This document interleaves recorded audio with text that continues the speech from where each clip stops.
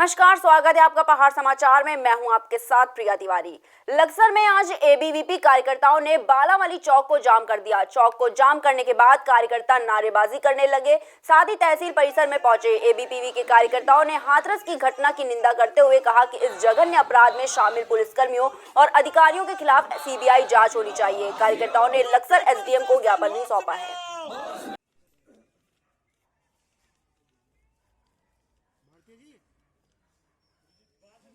जब आप ज्ञापन दोगे ना तो ना आगे क्या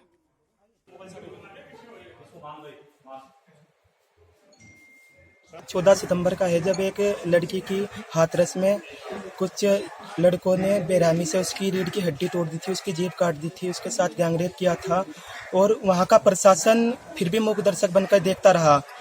कल 29 सितंबर को उस लड़की ने दिल्ली के अस्पताल में अपना दम तोड़ दिया। और सबसे बड़ी निंदनीय घटना तो यह है कि वहाँ यूपी पुलिस रात के अंधेरे में उसके माँ बाप के बिना बताए उस लड़की का अंतिम संस्कार कर देती है। ये बहुत ही निंदनीय घटना है। इसका जितना विरोध किया जाए उतना कम है। मैं योगी सरकार से मांग करता हूँ कि वहाँ सीबीआई जांच गठित की जाए और जो निर्दोष अधिकारी है पुलिस के उन पर भी जांच की जाए और जिस हमारी बहन के साथ जो गैंगरेप करने वालों को जल्दी से जल्दी फांसी दी जाए। इसलिए आज अखिल भारतीय विद्यार्थी परिषद लक्सर इकाई ने यह विरोध प्रदर्शन किया है। के कार्यकर्ताओं के द्वारा जो यूपी में घटना हुई, बहुत ही दुखद घटना थी हाथरस में एक बालिका के साथ, तो उसी के रिगार्डिंग के द्वारा ज्ञापन दिया गया। इसमें जो भी लोग संलिप्त हैं उनके खिलाफ प्रॉपर कार्रवाई की जाए। उसी के रिगार्डिंग माननीय मुख्यमंत्री के नाम ज्ञापन दिया गया यूपी के नाम, तो उसको उचित माध्यम से प्रेषित किया। जोशीमठ में काफी समय बाद संचार सुविधा अब बहाल होने वाली है। यहां जियो कंपनी द्वारा शुरू किया गया टावर का काम अंतिम चरण में है। ग्रामीणों में अभी से संचार सुविधा को लेकर उत्साह का माहौल है। जल्द ही नीति घाटी के 45 गांवों में 4G नेटवर्क होगा। इससे पहले घाटी के लोगों को अपने परिचितों से बात करने के लिए 20 किलोमीटर दूर ही जाना पड़ता था।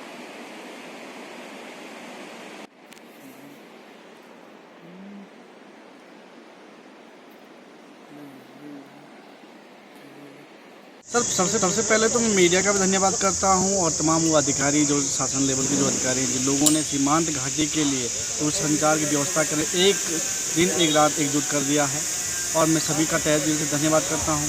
और सीमांत के वो लोग जिन लोगों ने दिन रात मेहनत करके जो टावर की जो प्रक्रियाएँ होती थी उन्हें संपूर्ण किया। आज पूरे सीमांत घाटी में टावर का एक रूप देखने को मिल रहा है।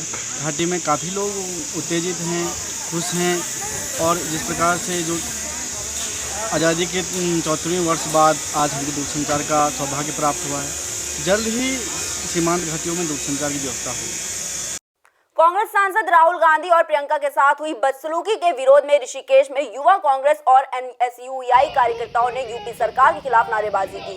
कांग्रेस कार्यकर्ता जयेंद्र रमोला ने कहा कि राहुल गांधी और प्रियंका गांधी को सरकार के इशारों पर गिरफ्तार किया गया है और जो बदसलूकी उनके साथ की गई है, साथ ही आज देश में आघोषित आपातकाल जैसा माहौल हो चुका है।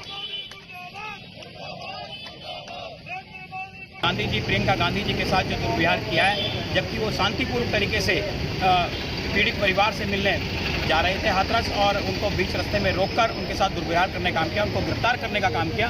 उसका कांग्रेस जन, युवा कांग्रेस, एनएसयूआई तमाम आमजन विरोध करता है और योगी सरकार कानून के उल्लंघन करने वालों को रोकने का काम नहीं कर रहा है, जबकि जो कानून जो पीड़ितों से मिलने का काम, दर्द बांटने का काम करने जा रहा है, उनको रोकने का काम कर रहा है। उनके साथ जो दुर्व्यवहार कर रहा था उसकी हम निंदा करते हैं। कांग्रेस जन सड़कों पर उतरकर योगी सरकार और केंद्र सरकार का पुरजोर विरोध करेगी और पुरजोर विरोध करती है। गांधी जयंती पर चमोली में डीएम स्वाति एस भदौरिया ने शहीद पार्क में जाकर गांधी जी की प्रतिमा पर माल्यार्पण किया। फूल चढ़ाते समय डीएम ने गांधी जी को याद किया। साथ ही इस अवसर पर डीएम ने कर्मचारियों को सम्मानित किया। गांधी जयंती पर सांस्कृतिक कार्यक्रम का आयोजन भी किया गया।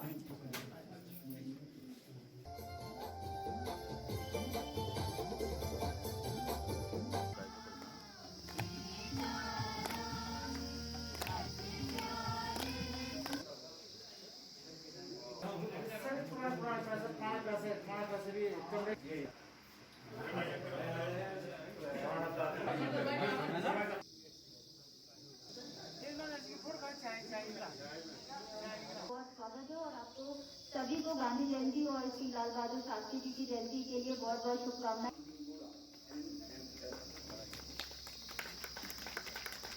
आज गांधी जयंती के अवसर पर जो रामधुन का गायन हुआ और सभी ने अपने विचार भी रखे और उसके पश्चात यहाँ पे कलेक्ट्रेट म्यूजियम बनाया गया था, पहाड़ी संग्रहालय, जिसमें कि हमारे जो रिकॉर्ड रूम थे और उसमें जो कल्चरल हेरिटेज की जो वैल्यू वाली चीज़ें थी उसको यहाँ पे डिस्प्ले किया गया है और कई सारे लोगों ने भी और जो हमारी एंटीक चीज़ें थी वो भी यहाँ पे दी हैं, उनको भी डिस्प्ले किया गया है, जिससे हमारी पहाड़ी संस्कृति को समझने में और उसको जीवित बनाए रखने में बहुत ही मदद मिली।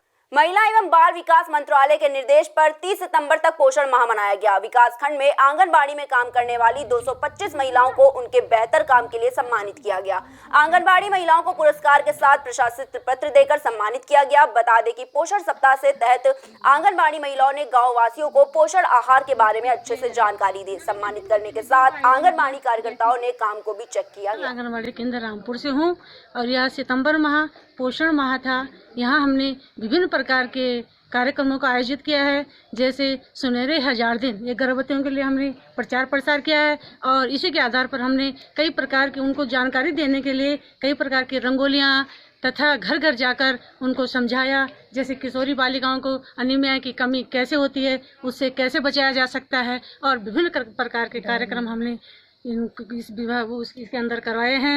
गांधी जयंती पर लोगों की समस्याओं को सुलझाने के लिए समाज सेवी ने डीएम कार्यालय पर शांतिपूर्ण तरीके से रैली निकालकर सांकेतिक धरना प्रदर्शन किया। कहा गया कि पिछले कई समय से लोग कोरोना की वजह से परेशान हैं और कई लोग बेरोजगार हो चुके हैं। लोगों को अपनी 3 साल पुरानी बकाया धनराशि भी नहीं मिल पाई है।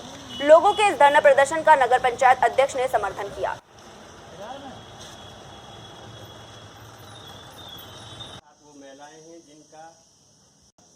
हमारे साथ वो वृद्ध महिलाएं हैं, जैसे उत्तराखंड के 35 जनपदों में जिला। गांधी जयंती के दिन जनपद रुद्रप्रयाग की उन तमाम समस्याओं को रखते हुए पदयात्रा और उपवास का कार्यक्रम किया गया है, जिसका मुख्य उद्देश्य है स्वास्थ्य संबंधी, पेयजल संबंधी सरकारी योजनाओं का लाभ और बेरोजगारों के लिए, प्रवासियों के लिए जो रोजगार नीतियां बने उनमें ठोस बदलाव हेतु सड़क निर्माण कार्यों में जो जाम की स्थितियां हैं उनमें आम जनमानस को कितनी तकलीफ़ें झेलनी पड़ती हैं। जिला योजना समिति का आज दिनांक तक चुनाव पूर्ण नहीं हो पाया, जिससे चुने हुए जनप्रतिनिधियों की सहभागिता घटी है। आवास जैसी अति महत्वपूर्ण आम जनमानस के लिए जो योजना बनाई गई है उस योजना का लाभ अभी तक ग्रामीण क्षेत्रों में विगत 2016 से नहीं मिल पाया। शहरी क्षेत्रों में जो लाभान्वित परिवार हैं उन्हें अभी तक पूरी किस्त नहीं मिल पा रही हैं। है कि गांधी जयंती के दिन जो पदयात्रा और उपवास का कार्यक्रम है, इसका सकारात्मक प्रभाव राज्य सरकार, संबंधित विभाग दिखाएंगे। यदि फिर भी उदासीनता ही रही तो निश्चित आने वाले समय में कार्मिक और आमरण अनशन जैसी तैयारियां करनी होंगी। हाथरस कांड के बाद देश भर में आक्रोश का माहौल है। मसूरी में वाल्मीकि समाज के लोगों ने विरोध प्रदर्शन किया। प्रदर्शनकारियों ने मोमबत्तियां जलाकर एसडीएम को एक ज्ञापन सौंपा है। ज्ञापन के जरिए लोगों ने दोषियों को सजा देने के साथ पीड़ित परिवार को 1 करोड़ का मुआवजा देने की मांग की है। इस मौके पर व्यापार संघ के अध्यक्ष ने भी घटना की कड़ी निंदा की है।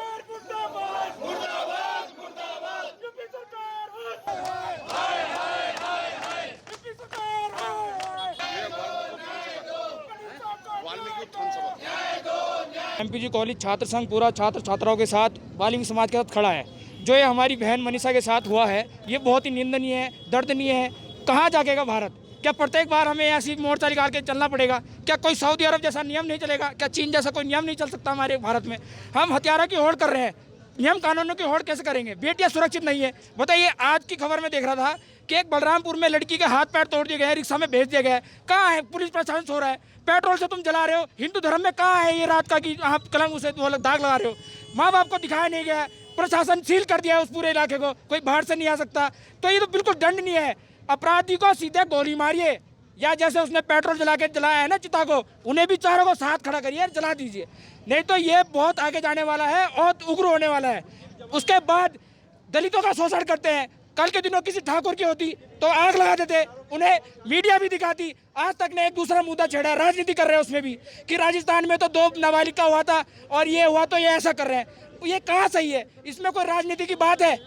राजनीति कर रहे हैं। इसमें हम चाहते हैं बहन मनीषा को न्याय मिले, उसके परिवार को आर्थिक मदद मिले और जो दोषी हैं उन्हें कड़ी से कड़ी सजा या फांसी दे और सरेआम दे। सीएम त्रिवेंद्र सिंह रावत ने हल्द्वानी में 20 करोड़ की विकास योजनाओं और नवाचार कार्यक्रमों का शिलान्यास और लोकार्पण किया। इस दौरान सीएम ने 2 एम्बुलेंस, पशु सेवा वाहन, महिला स्वयं सहायता समूह के हिलन्स के किचन का शुभारंभ किया। सीएम ने कहा कि प्रदेश सरकार मोटर बाइक टैक्सी सेवा शुरू करने जा रही है। इसके लिए किसी गारंटर की जरूरत नहीं होगी। प्रदेश सरकार लाभार्थियों के बैंक लोन वापसी की गारंटी देगी। सीएम ने यह भी कहा कि अगले 3 माह में सरकार जल संरक्षण, जल संवर्धन के क्षेत्र में 25,000 से अधिक लोगों को रोजगार उपलब्ध कराएगी।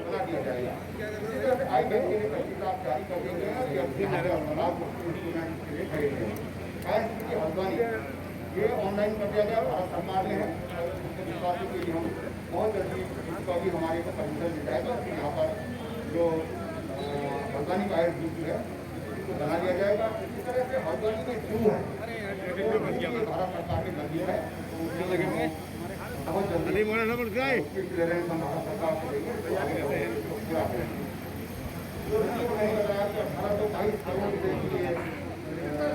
रोड बनेगी, देहरादून के विकास नगर तहसील में महात्मा गांधी लाल बहादुर की जयंती पर आम आदमी पार्टी ने स्वच्छता कार्यक्रम का आयोजन किया। कार्यक्रम में सभी कार्यकर्ताओं ने गांधी और शास्त्री को पुष्पांजलि अर्पित की। इस अवसर पर पार्टी प्रभारी ने कहा कि राष्ट्रपिता महात्मा गांधी ने सत्य और अहिंसा के मार्ग पर चलकर देश को अंग्रेजों से आजादी दिलाई। उन्होंने हमारे देश के किसान को मजबूत करने और सीमा पर जवानों का उत्साहवर्धन करने के लिए शास्त्री ने जय जवान का नारा दिया था। आप कार्यकर्ताओं ने अपने एरिया में सफाई अभियान चलाया है। बताना चाहूँगी, आज 2 अक्टूबर के दिन हमारे महात्मा गांधी जी, हमारे बापू जी और साथ में हमारे सभी प्रधानमंत्री लाल बहादुर शास्त्री जी को हमने कार्यालय में श्रद्धांजलि अर्पित की है। साथ ही 2 अक्टूबर को जो 1994 को मुजफ्फरनगर गोलीकांड हुआ था, उन वीर शहीदों को भी आज हमने श्रद्धांजलि अर्पित की है। इसके साथ ही नाकी विकास नगर पूरे उत्तराखंड में आज आम आदमी पार्टी द्वारा स्वच्छता अभियान चलाया जा रहा है। चमोली के पोखरी इलाके में एसआई ने अपनी टीम के साथ मिलकर चेकिंग के दौरान एक गाड़ी को जब्त किया। पुलिस ने गाड़ी की चेकिंग की तो उसमें से 86 शराब की बोतलें बरामद की। सामान को निकालते हुए पुलिस ने गाड़ी को सीज कर दिया। साथ ही गाड़ी चालक के खिलाफ भी केस दर्ज किया है।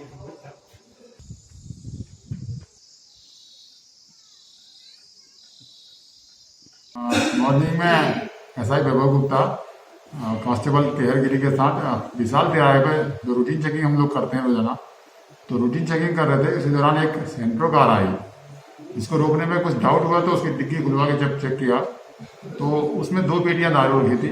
एक पेटी जिसमें 24 अड्डे थे और एक पेटी जिसमें 46 पौधे रखे हुए थे। इसमें एक आदमी जो उसको कार चला रहा था, जिसकी शराब थी, राकेश सिंह राणा सनौ सर्वी पूरन सिंह राणा, ये निवासी ग्राम सरना चाय का है। इसको गिरफ्तार किया है और इसके खिलाफ मुकदमा दर्ज किया जा रहा है।